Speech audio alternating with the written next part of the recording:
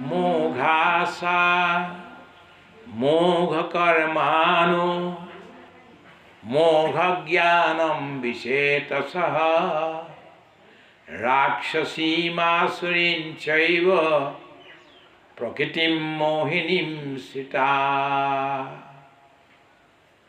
মানুহক ভাল নোপোৱাকৈ যদি কোনোবাই কাম কৰে তেতিয়াহ'লে তাৰ আশা ব্যৰ্থ। মোঘ কৰ্মাণু, তাই যিমানবিলাক কাম কৰিছে সেই কৰ্মবিলাকো ব্যৰ্থ। মোঘ জ্ঞানম বিশেষতঃ, বিশেষজ্ঞ জ্ঞান, স্পেচিয়েলাইজ নলেজ কোনোবাই লৈছে সেইটো ব্যৰ্থ।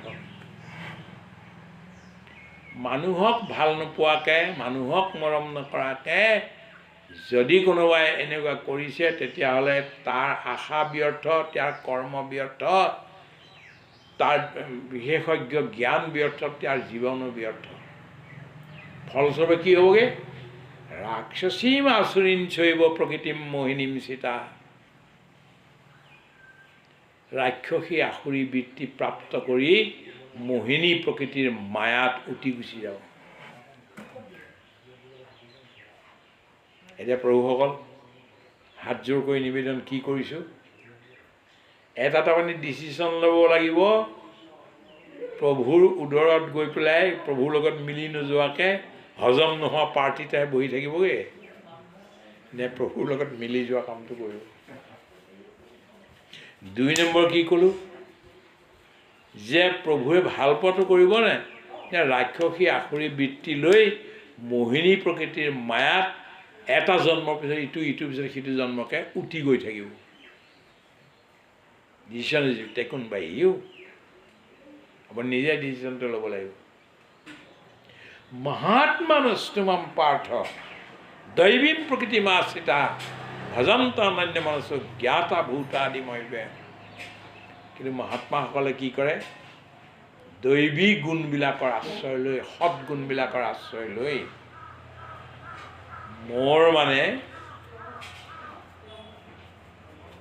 মোৰ ফালে অহাৰ যত্নবিলাক কৰি থাকে। সততম কীৰ্তন তোমাম, একে লেঠাৰিয়ে কীৰ্তন কৰে, ভংগ নকৰে, কীৰ্তনৰ ভংগ নাই। সততম কীৰ্তন তোমাম যতন্তস্য দৃঢ়ৱতা, বহুত যত্ন কৰি দৃঢ়ব্ৰত লৈ ধৰি দৃঢ়ব্ৰত কৰি যত্ন বিপৰীত। ঈশ্বৰ ইমান সহজ নেকি পাবলৈ? দৃঢ়ব্ৰত লৈ বিপৰীত যত্ন কৰিব লাগিব। সততম কীৰ্তন তোমাম যতন্তস্য দৃঢ়ৱতা নমস্যন্তস্য মাম ভক্তা নিত্যযুক্তা উপাসতে। নিত্য মোৰ চৰণত যুক্ত হৈ উপাসনা কৰি থাকে। এতিয়া ডাঙৰ কথা হ'ল যে সততম কীৰ্তন তোমাম। মই যেতিয়া কওঁ আমাৰ ৰঞ্জিত বৰা বাপক সততম কীৰ্তনৰ অৰ্থ দি মই এনেকৈ কৰিবলৈ লাগি যাওঁ যে একে লেঠাই, সততৰ শব্দৰ অৰ্থ একে লেঠাই, উইদাউট ব্ৰেক। গোৱা ঠিক আছে, মন্দিৰ বনাই ল'লে নহয়, ইয়াৰ পৰা নুঠিব। তাল লকাৰ দিনে দিনে ৰাতিয়ে 1 মিনিটো ইফাল সিফাল বন্ধ নকৰাকৈ কীৰ্তন কৰি তাল বজাই থাকোঁ। আমাৰ আশ্ৰমত এতিয়া কাৰোবাৰ শাস্তি, আমি কোনো দিনাখন আশ্ৰমে আমুকক যা বুলি নকওঁ, বেয়া কাম কৰিলোঁ গেট আউট বুলি নকওঁ। এই আমাৰ নামঘৰটো আটাইতকৈ অসমৰ ভিতৰত আটাইতকৈ দুখীয়া নামঘৰ হৈছে আমাৰটোৱে। বগা চিগা, পানী পৰে, একো কৰিব পৰা নাই। তাৰপিছত আমাৰ ভগৱানৰ শুবলৈ সময় নাই, ইটোৰ পিছত সিটো ভগৱানৰ নাম গাই আছে কিবা। এতিয়া আমি 38 বছৰ হৈছে আমাৰ, এদিনো ক্ষতি নকৰাকৈ আমি ভাগৱত পঢ়িছোঁ। এদিনো ক্ষতি নকৰাকৈ ভাগৱত পঢ়িছোঁ। এদিনো ক্ষতি নোহোৱাকৈ আমাৰ 14 প্ৰসংগ 2 বাৰ হৈ আছে। কিমান হোৱা কিতাপ ওলালে মোৰ, 35-45খন কিতাপ, 11,500 পেজ প্ৰিণ্টেড, চবটো এই নামঘৰটোৰ পৰা লাগিছে। কোনো সত্ৰইতো নাই কৰা এতিয়ালৈকে, কোনো সংগঠনে কৰা নাই। যিখিনি কাম আমি কৰিছোঁ, আমি নাই কৰা। এই নামঘৰটো ভগা নামঘৰটো আমি কৈছোঁ, হে ভগৱান, আমিতো আজিলৈকে কাকো একো খোজা নাই, নখোজাকৈ ইয়াৰ পৰা দৈ গাখীৰ গৈয়ে আছে, আমাৰ তাত গুড় গৈয়ে আছে, আমি নানিম বুলি কওঁ সিহঁতক, তথাপিও নিয়ে, কোনোবাই কিবাটো দিয়ে, কোনোবাই কিবা দিয়ে। ভগৱানে কৈছে, আমাৰ তোমাৰ ঘৰটো বনাই ল'বলৈও আমাৰ সামৰ্থ্য নাই, যদি তুমি বনাই লওঁ নিজে বনাই লোৱা। কাৰোবাক স্বপ্নত কৈ দিয়া যে নামঘৰটো বনাই দিয়া, তোমাৰ স্বপ্ন কৰি কিমান সময় লাগে? কিন্তু মই কৈ আছোঁ কি কথা, তো যে আমি কি শাস্তি দিওঁ গম পায়নে? তোৰ কোনো কাম নাই, ৰাতিপুৱা 7টা বজাত জলপান কৰিবি, 12টা বজাত ঘণ্টা বাজে ভাত ভোজন কৰিবি, গধূলি 8টা বজাত ঘণ্টা বাজে ভোজন কৰিবি, বাকী সময় কেৱল নামহে লৈ থাকিব লাগে। আৰু কীৰ্তন গাই থাক, নাম জপ কৰি থাক। খুব বেছি 2 দিন গ'ল, তেতিয়া নহয় আমি উঠা আগতে পলালাহি। ইয়াত যদি কাৰোবাক লগাই দিয়া যায়, বাহিৰলৈ নোলাবি, ইয়াতে নামেই গাই থাক, পলাব, ভাগিব।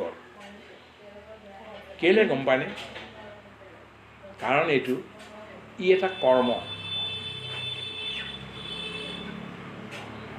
এই কৰ্মবিলাকত মানে খণ্ডনটো আছেই। কৰ্মাত্মক কৰ্ম আৰু ভাৱাত্মক কৰ্মৰ দুটাত পাৰ্থক্য আছে।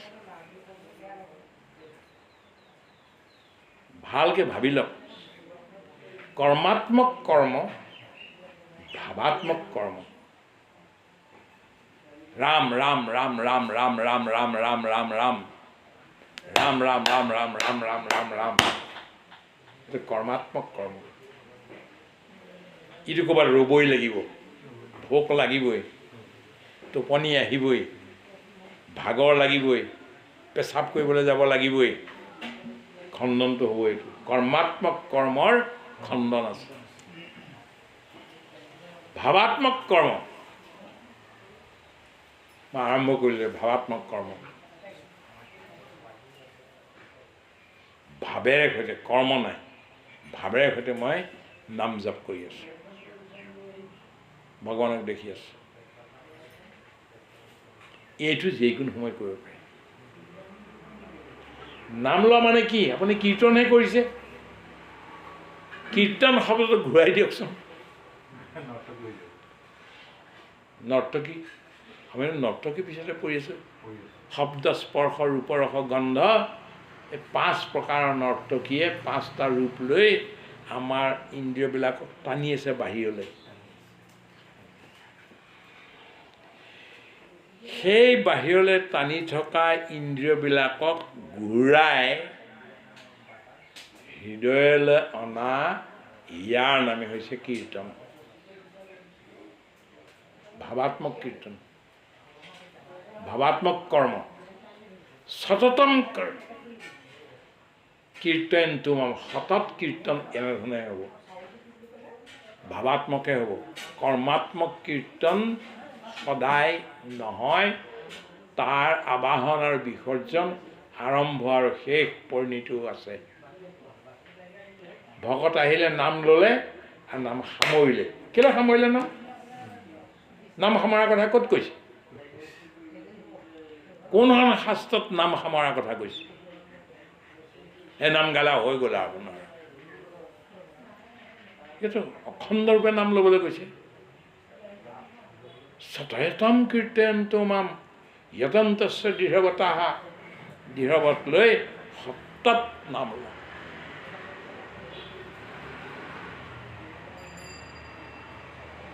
বিদুৰ পত্নী সুলভা,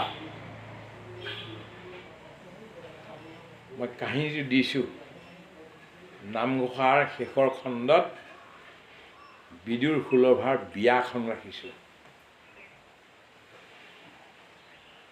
সুলভা নামৰ ছোৱালীজনী সেই গাঁৱলীয়া এখন গাঁৱত জংঘল চংঘলৰ মাজৰ এখন এচুকীয়া গাঁও এখনত তাই জন্ম হ'ল। জন্ম হৈ হৈছে এতিয়া একেবাৰে ডাঙৰলৈকে। আৰু তাই কেৱল আৰু নাচ গান আৰু কৃষ্ণৰ কথা কৈ পেলাই এখন দৌল চৌল পাতে, বালিৰে সৈতে দৌল পাতে, কিবা কিবি কৰে আৰু তাতে নাচে গায়ক থাকে। মাকে এনে ক'লে, ফুলভা তইতো ডাঙৰ হ'লি এতিয়া। মই ডাঙৰ হ'লো মানে মা কি হ'লো? মই ডাঙৰ হোৱা মানে কি, তুমি কি বুজিছা, বুজাব পাৰিছা?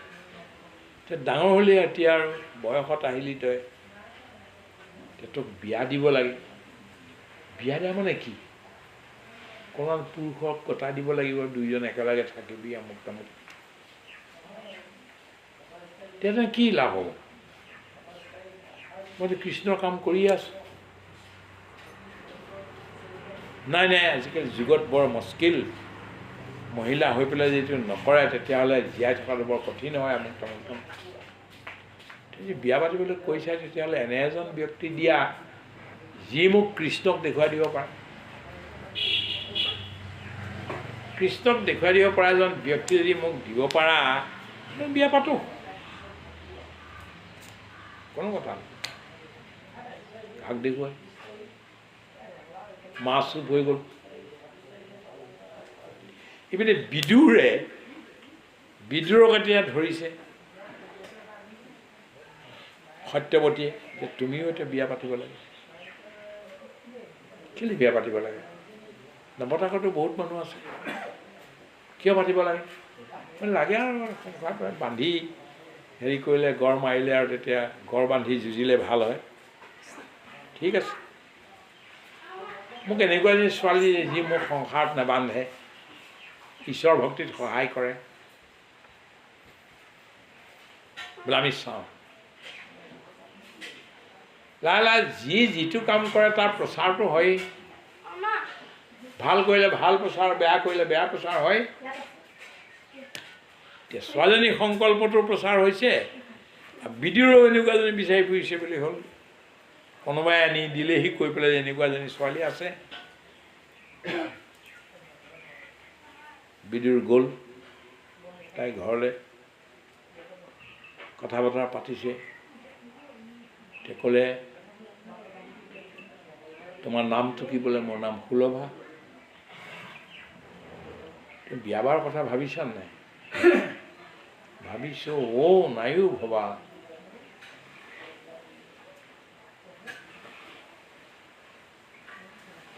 কি ভাবিছা, কি নাই ভবা? মই ভাবিছোঁ যিটো আপুনি বুজি পাইছে মোক, সেইটোৱে মই ভাবিছোঁ। আপুনি কি বিচাৰি আহিছে সেইটো মই গম পাই গৈছোঁ। ময়ো ঠিক তেনেকুৱাকৈ ভাবিছোঁ। বোলে মই ভাবিছোঁ যে মই বিয়া পাতিব খুজিছোঁ, কিন্তু মোৰ পত্নী, মোৰ মানে কোনো যাতে বাধা নহয়, ঈশ্বৰ ভক্তিত যাতে বাধা নহয়, এনেকুৱা এগৰাকী পত্নী মোক লাগে। পুৰুষবিলাকে বৰকৈ বস্তু কিনিবলৈ মন নকৰে নহয়, ফ্ৰিজ আনিবলৈ মন নকৰে, কিবা কিবি আনিবলৈকে। লেকিন পত্নী এনেকৈ ধৰে যে পইচা নহ'লেও মানে দুৰ্নীতি কৰি হ'লেও আনিবলগীয়া হয়। লোকৰ ঘৰত আছে, আমাৰ নাই।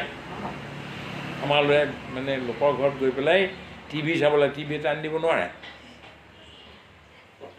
চব নহয়, এই ক্ষেত্ৰত নিচিনা নহয়, কিন্তু বহুত হয়।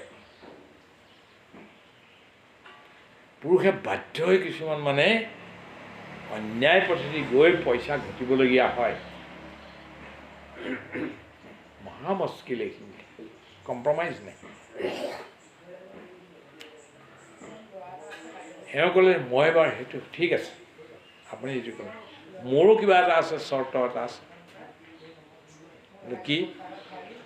যিজন মানুহে মোক কৃষ্ণক আনি সন্মুখত দেখুৱাবহি পাৰিব, সেইজন মানুহৰ লগতহে মই বিয়া কৰাম। আপুনি পাৰিবনে? বোলে মই যত্ন কৰিম। মই শুনিছোঁ যে আপুনি এনেই শব্দ ব্যৱহাৰ নকৰে, আৰু যিটো ব্যৱহাৰ কৰে ভাবি চিন্তি কৰে, আৰু এই শব্দ সঁচা কৰিবলৈ আপুনি যত্ন কৰে এনেকুৱা এজন মানুহ বুলি মই গম পাইছোঁ। বোলে তুমি ভাবি লোৱা তেনেকুৱাই, মই যত্ন কৰিম। হ'ব বোলে হ'ব, বিয়া পাতিলে আৰু বিয়া পতাৰ পিছত প্ৰথম দিনাখনে বহুৱাই লৈ পেলাই ক'লে যে সুলভা, নেবান্ধি সিঁচিলে জলৰ ক্ষয় নাই। জীৱনটোত যদি এটা ৰুটিন বনাই লোৱা নহয়, জীৱন এনেই কিন্তু চলি গুচি যাব। আমি জীৱনৰ এখন ৰুটিন বনাব লাগে। কেতিয়া উঠিম, কেতিয়া প্ৰাৰ্থনা কৰিম, কিমান সময় ধ্যান কৰিম, কিমান সময় এই কৰিম, কিমান সময় ঘৰৰ কাম কৰিম, এই গোটেইবিলাকৰ এটা ৰুটিন আধ্যাত্মিক ধৰণে হ'ব লাগিব। গ'ল ক'ৰবালৈ গ'ল আৰু ৰাস্তাত মানে কাৰোবাক পালে কথা পাতি থাকিলে সময়ে গুচি গ'ল। আমাৰ ভীমকান্ত কৰ বুলি এজন আছে, সৰ্বোদয় কানৈ কলেজৰ মানে ভাইচ প্ৰিন্সিপাল আছিলে। ঘৈণীয়েকে কয় যে শাক নাই পাচলি নাই, আনকে চাইকেলখন লৈ যায় ৰাস্তাত মানুহ পালে কথা পাতি থাকোঁতে 3 বাজি গ'ল আৰু মানুহগৰাকীয়ে ৰখি ৰখি ৰখি ৰখি মানুহ নহা দেখি আৰু ওচৰৰ কিবা কেইটামান আনি পেলাই লোকৰ ঘৰৰ পৰা চাউল কেইটামান বনাই থৈ দিছে। তেনেকৈ হ'লে নহ'ব নহয়।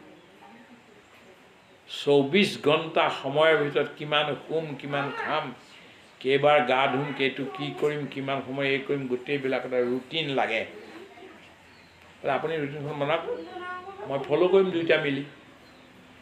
ঠিক আছে। দ্বিতীয়তে আৰু কি ক'লে সুলভা, এটা কথা, যাৰ ভোজন ৰসাল তাৰ ভজন শুকান। যাৰ ভোজন ৰসাল খুব জুতি বুদ্ধিৰে খায়, সেইবিলাক মানুহৰ ঈশ্বৰ ভজনটো একেবাৰে শুষ্ক, একো নাই। যাৰ ভোজন শুষ্ক তাৰ ভজন ৰসাল। তাৰমানে কি ক'ব খুজিছোঁ, তাৰমানে এইটো নহয় যে আপুনি স্বাস্থ্যবৰ্ধক ভোজন নকৰিব,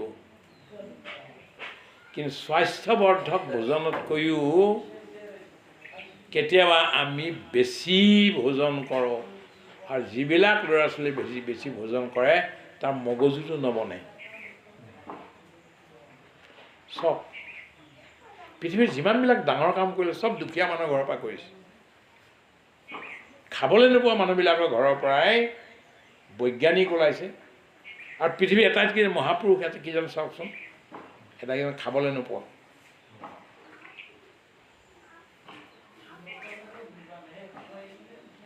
যেতিয়া খাই দিয়া যায়, এইটো ভিচেৰা বুলি কয়, ইয়ালৈ খোৱা জেগাত হজম কৰিবৰ কাৰণে গোটেই তেজবিলাক আহি ইয়াত পৰেহি, ব্ৰেইনলৈ যোৱাটো বন্ধ হৈ যায়। সেইকাৰণে মহাত্মা গান্ধীয়ে যেতিয়া বিশেষ ৰূপে ইম্পৰ্টেণ্ট ভাষণ দিবলৈ দেশ বিদেশত, সেইদিনাখন উপবাস কৰি থাকে। আমিতো সাধাৰণ মানুহ, তথাপিতো যিদিনাখন ইম্পৰ্টেণ্ট ভাষণ দিবলগীয়া হয় সেইদিনাখন আমি নাখাওঁ, পানীয়ে খাই থাকিম, বা ক'ৰবাত এটা ফল মূল কিবা এটা নললো। ভোজন কৰি পেলাই আপুনি ভাল ভাষণ দিব নোৱাৰে, চিন্তনৰ কথা ক'ব নোৱাৰে, কাৰণ গোটেই বস্তু ইয়ালৈ বুজি ব্ৰেইনলতো অক্সিজেন নাহিবই ধোন, ৰক্ত সঞ্চালন ইয়ালৈ নহ'বই ধোন। এইটো মই নাই কোৱা, কেৱল মেন দি আননোন নামৰ যিখন বিশ্ববিখ্যাত কিতাপ, এজন বৈজ্ঞানিকে যিজনে 2বাৰ নোবেল প্ৰাইজ পাইছে, সেইজনে এইবোৰ কথা লিখিছে। বেছি ঘূৰাব ল'ৰা ছোৱালী, ব্ৰেইন ডাল হৈ যাব, মতা বাঢ়ি যাব।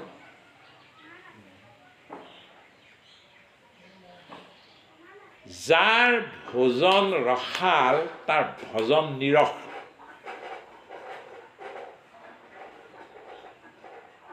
যাৰ ভোজন নিৰস তাৰ ভজন ৰসাল। গতিকে আমি জীয়াই থাকিবৰ কাৰণে, স্বাস্থ্য ভালে ৰাখিবৰ কাৰণে অন্ন গ্ৰহণ কৰিব লাগে। আমি বেছিকৈ খোৱাটো আৱশ্যক একদম নালাগে। সুলভাই ক'লে নালাগে। মই জংঘল চংঘল আছে, তাৰ পৰা আমি পাত পতি আনিম, সেইবিলাক সিজাই মেলি খাম আমি। সেইকাৰণে বিদুৰে খুদকণ খোৱা শব্দটো কৈছে নাই?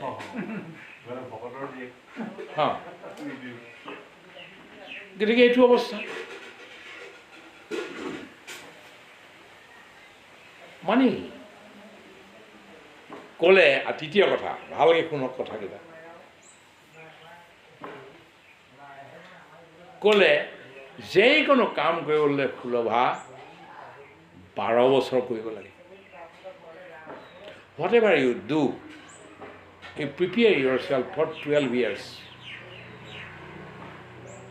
তেতিয়াই সেই কামটোৰ সুফলটো ওলাবগৈ। পিয়াহ লাগিছে, পানী নাই, কোৰ এখন লৈ ইয়াত দুচাপমান মাৰিলে, এৰিলে, আকৌ তাত খান্দিলে অলপমান, তাতো এৰিলে, তাতো খান্দিলে, ওপৰৰ পৰা খান্দি ফুৰিলে পানী পাব নেকি? এঠাইতে যি বহি লৈ পেলাই খান্দিবলৈ লাগি যায়। মই এইটো পাইছোঁ এই টিভি চেনেলবিলাকত, যে মৰুভূমিত 1000, 2000, 5000 ফুট তললৈ খান্দি তাৰ পৰা পানী উলিয়াইছে। Water is there already. The question whether you are patient to dig the well deeper and deeper. এঠাইত খান্দিব লাগিব, এঠাইত খানক। গতিকে এইটো কৰিব লাগিব। গতিকে 12 বছৰৰ ধৈৰ্য ধৰিব লাগিব। সেইটোকে ভাৰতীয় ভাষাত শাস্ত্ৰত একটা তপ বুলি কয়। নাম লৈছে 12 বছৰত। দোকান কৰিছে 12 বছৰ কৰক। 12 বছৰ কৰিব লাগিব। পাৰিবানে? সুলভাই ক'লে মই 12 বছৰ নহয়, 12টা জনম যদি ল'বলগীয়া হয় ল'ম, কিন্তু মোক কৃষ্ণক আনি দিব লাগে। ঠিক আছে, ডান হৈ গ'ল বিয়া। সুলভাই ঘৰত আৰু কেৱল আৰু কৃষ্ণৰ কথাই গাই মানে কি কৰি থাকে। এতিয়া কৌৰৱৰ তাততো কৃষ্ণ অপমানিত হ'ল। মানে শান্তিদূত হৈ গৈছিলে। 5খন গাঁও শেষত বিচাৰিলে, মিনিমাম 5খন গাঁৱেই দিয়া নিদিলেই। শুনিছেন সুটিক্ছেন যৰা ভিদ্যতে মেদিনী তদাৰ্ধম ন দাস্যামী বিনা যুদ্ধেন কেশৱ। তীক্ষ্ণ এটা বেজীৰ সেই জংটোৰে সৈতে খোজ মাৰি দিলে, যিমানকণ মাটি ওপৰলৈ উঠিয়াই বেজীৰ হেৰিটোত, তাৰ আধাও মই বিনা যুদ্ধত নিদিওঁ। কৃষ্ণই বৰ বেছিকৈ ক'লে, ধমকি দিলে। দুৰ্যোধনে বান্ধিবলৈ চবকে লগাই দিলে। কৃষ্ণই বিশ্বৰূপ দেখুৱাই দিলে, গুচি আহিলে। তাৰ মাজৰ বহুত কাহিনী আছে। মোৰ এতিয়া ৱাৰ্ণিং দিলে কাৰণে এতিয়া মই মানে শ্বৰ্ট কৰিবলগীয়া হৈছে। এতিয়া এওঁতো এতিয়া ঘৰত আছে, কৃষ্ণ নাম লৈ পেলাই। এতিয়া গাটো কেনেকৈ ধুৱেগৈ? দুখীয়াটো মৰাঠাই বাথৰুম এটা সাজিছে বাহিৰত, জুপুৰি ঘৰটো মৰাঠাই বাথৰুম। এখনেই তেওঁৰ শাৰী, সুলভাৰ এখনেই শাৰী। সেইখন বাহিৰ ভিতৰলৈ গৈ পানী লৈ গৈ ভিতৰত সেইখনকে খুলি পেলাই নগ্ন হৈ পেলাই চাৰিওফালে কাপোৰখন মেৰিয়াই দিয়ে আৰু তাত গা ধুৱে। গা কেনেকৈ ধুইছে? পানী লৈছে, ওম নমো ভগৱতে বাসুদেৱায় ওম নমো ভগৱতে বাসুদেৱায় ওম নমো ভগৱতে বাসুদেৱায় শ্ৰীকৃষ্ণ গোবিন্দ হৰে মুৰাৰী হে নাথ নাৰায়ণ বাসুদেৱ গাত এনেকৈ দিব লাগে শ্ৰীকৃষ্ণ গোবিন্দ হৰে মুৰাৰী হে নাথ নাৰায়ণ বাসুদেৱ হে নাথ নাৰায়ণ বাসুদেৱ হে নাথ নাৰায়ণ বাসুদেৱ ভৰি ধুইছে আপুনি চব কৰিছে ঈশ্বৰৰ নাম লৈ লৈ শ্ৰীকৃষ্ণ তাত নৰল তোৰ পাপীৰ ঘৰত মই নাথাকোৱেই নকৰোৱেই বুলি বিদুৰৰ ঘৰলৈ আহিলে এতিয়া বিদুৰ তাতে আছে তেওঁতো মন্ত্ৰী এজন কৃষ্ণহে গুচি আহিল আগতীয়াকৈ একদম জ্বৰত আহিছে কৃষ্ণ এই গা ধুই আছে খুৰীদেউ খুৰীদেউ খুৰীদেউ তুমি আছানে কি কৰিছা তাই শ্ৰীকৃষ্ণ গোবিন্দ গাই আছে শুনিছে সেই কৃষ্ণ মাতটো মোক মাতিছে এটা ফুটাই দি চালে যায় দেখিলে কৃষ্ণ আহি আছে মাৰিলে ল'ৰা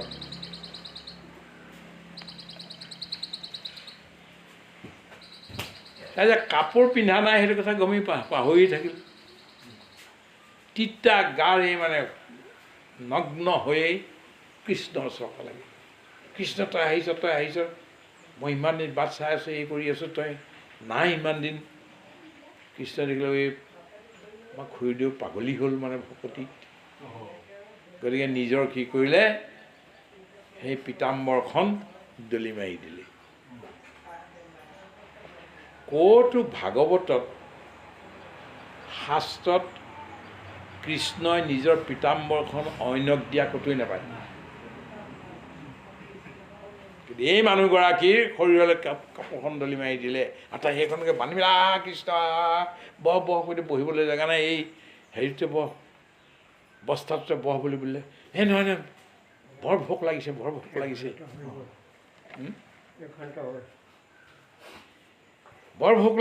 ভোক লাগিছে সেই বোলে ৰ কি আছে চাওঁতো একোতো নাই এতিয়া তথাপিতো কল এৰাশী আনি থোৱা আছে আৰু আনকো বুলি আৰু কল লৈ আনিলে কল আশী লৈ আনিলে চৰিয়া এটা লৈ আনিছে আনি পেলাই এটা এটা কৃষ্ণক কি কৰিছে কলটো বাকলি গুচাই কলটো পেলাইছে চৰিয়াটোত বাকলি দিছে কৃষ্ণ আৰু কৃষ্ণে আনন্দ মনে খাইছে আৰু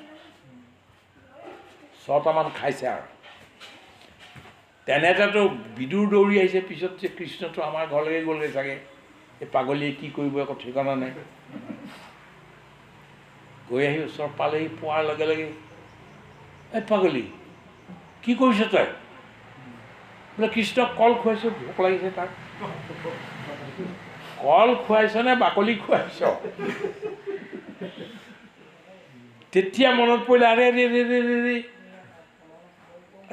কৃষ্ণ এইজনীটো তোৰ নামত পাগলী কি তইতো ক'ব লাগিছিল যে কল দিয়া নাইকে বাকলি খুৱাইছ বুলি পেলাই বোলে খুৰাদেউ কি কওঁ হাজাৰ যুগৰ পৰা ঋগবেদৰ মন্ত্ৰ মাতি সামবেদৰ মন্ত্ৰ মাতি এই ঋষি মুনিবিলাকে যজ্ঞ কৰি মোক যি খুৱাই আহুতি দিয়ে সেইটোত সিমান মিঠা নাই এই খুৰীদেউৰ কলৰ বাকলিকেইটাত যিটো মিঠা পাইছোঁ মই কেনেকৈ আৰু তাৰপিছত ক'লে যে আৰে সেইখন কি পিন্ধিছ তোৰতো হেৰিখন তেনেকুৱা নাছিল গাত এখন কি পিন্ধিছ চাইছে এইখন মোৰখনটো নহয় জানো কাৰ পিন্ধিলি এইখন কৃষ্ণ ক'লে ময়ে দলি মাৰি দিলোঁ তোৰ হেৰিখন ক'ত থাকিলে শাৰীখন ক'ত থাকিলে আৰু তেতিয়া গৈছে দৌৰ মাৰি গৈ নিজৰ শাৰীখন তাত পিন্ধিছে আৰু এইখন আনি দিছে তিতা কাপোৰখন পীতাম্বৰখন আৰু কৃষ্ণই সেইখনকে গাত লৈছে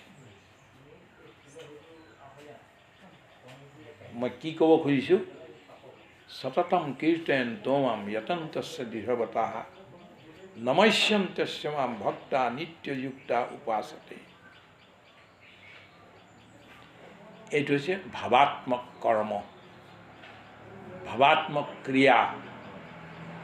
কৰ্মাত্মক কৰ্ম, কৰ্মাত্মক ক্ৰিয়া ক'ৰবাত নহয় ক'ৰবাত বন্ধ হৈ যায়, ক'ৰবাত নহয় ক'ৰবাত কিবা এটা হৈ যায়, কিন্তু ভাৱাত্মক যিটো বস্তু সেইটোত ভাৱৰ দ্বাৰা ভগৱান সন্তুষ্ট হয়।